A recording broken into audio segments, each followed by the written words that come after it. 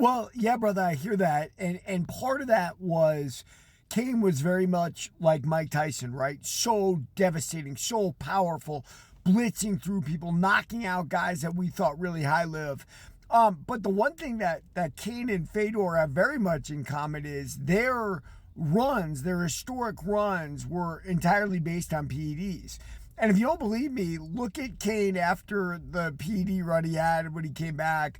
I mean, I think the Francis Ngannou fight is the most reflective. Like, Cain came out and he did his best in his own way. I mean, he was softer. He didn't look like the same muscle-bound guy, the Tyson-esque guy we saw, win the title and lose the title against Junior Dos Santos. And suddenly, he tapped out from a knee injury he didn't actually have, right? Like, and I don't think I could explain that to people about performance enhancing drugs. They allow you to mentally push beyond what you think are barriers. But we're very human and we have barriers when we're not numbing them with performance enhancing drugs. And by the way, I want to say something else.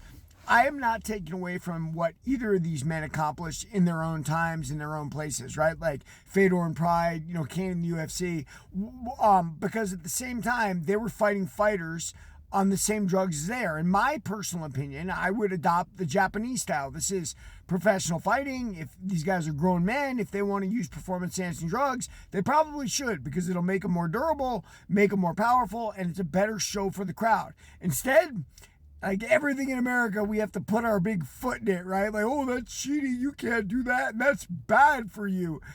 Is it bad for you? I remember, look, I grew up to the Lyle Alzado stuff of, him crying, oh, I have cancer now and I wouldn't have done it. And he started talking about the different steroids he did, like Anavar and whatnot.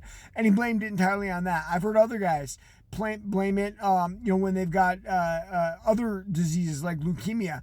But the simple reality is those diseases manifest themselves. Can drugs we put in our system speed them up? Of course they can, right? But like, we don't know how much or how little, right? And to blame only that thing and not just the unfortunate roulette wheel that life is unfair. And to be honest with you, I think fighters would be safer and the sport would be better if everyone was allowed to use them, right? Like at the pinnacle, I love these two guys. Obviously, Fedor came around when the athlete wasn't quite in the game, same as Anderson Silva. And so a master mixed martial artist could do well, right? Fedor's background was combat sambo, I'm sure. And like Anderson Silva was Muay Thai, Taekwondo, and the rest. And he knew enough jiu-jitsu not to get there, right?